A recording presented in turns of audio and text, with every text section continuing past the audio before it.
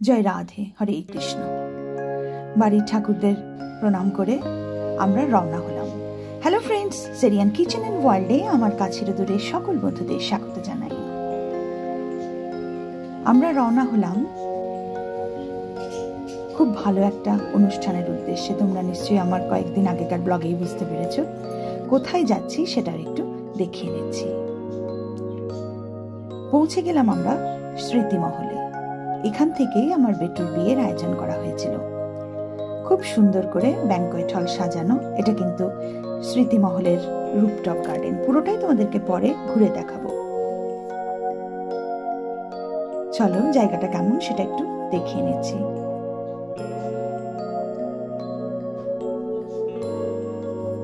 সাজানো শুরু হয়ে গেছে, সেগুলো একটু দেখতে আসা। সমস্ত ছবি তোমাদেরকে দেখাবো কিভাবে সাজানো হবে আর কে সাজাচ্ছে তার পরিচয়টাও তোমাদের সাথে আমি একটু করিয়ে দেবো। এটা একটা ফ্লোর।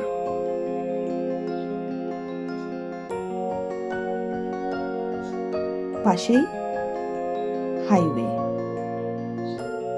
এটা কিন্তু বারুইপুরে। আমাদের ফ্যামিলি ফ্রেন্ড তার সেই দাদার ব্যাংকোয়েট হল থেকে বেটুর বিয়ের সমস্ত আয়োজন করেছিলাম। এবারে তোমাদেরকে একটু রুমগুলো ঘুরিয়ে দেখিয়ে নেব। এই ফ্লোরে 5টা রুম আছে। 301, 302, 303, 304 আর 305। 305 নম্বর রুমে আমরা থাকবো, আমি আর কর্তামশাই। আর একটা বেটুর রুম আর একটা মা ভবতারিণীর রুম। চলো দেখে নেওয়া যাক। আমরা সব জিনিসপত্র নিয়ে পৌঁছে গেছি।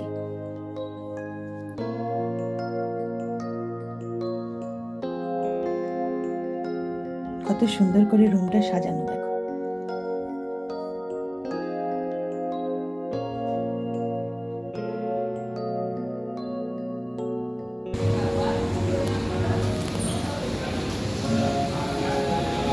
সাজানো চলছে, দেখে নিন। এটা ফার্স্ট ফ্লোর। বলো নামগুলো বলো তো, ভিডিওটা বানিয়ে নি, নামগুলো বলো। ভিডিওটা বানিয়ে নিয়ে দেখো, কাজ চলছে বেটুর বিয়ের। বলো নামগুলো বলো। আমার নাম স্বপন হালদার। স্বপন হালদার। আর তোমার? সবাই মিলে সাজাচ্ছে কত সুন্দর করে আমার বেটুর বিয়েতে। আর ওপরের কথাটা হয়েছে যে বিয়ের অনুষ্ঠানটাকে সুন্দর করে সাজিয়ে দেবে, যেখানে যা কিছু হয় অনুষ্ঠান, তার সঙ্গে আলাপ করিয়ে দিলাম। আর তত্ত্বগুলো তোমরা একটু দেখে নাও, পরে আরো ভালো করে দেখাবো। এখানে পটাকাও এসে রেডি।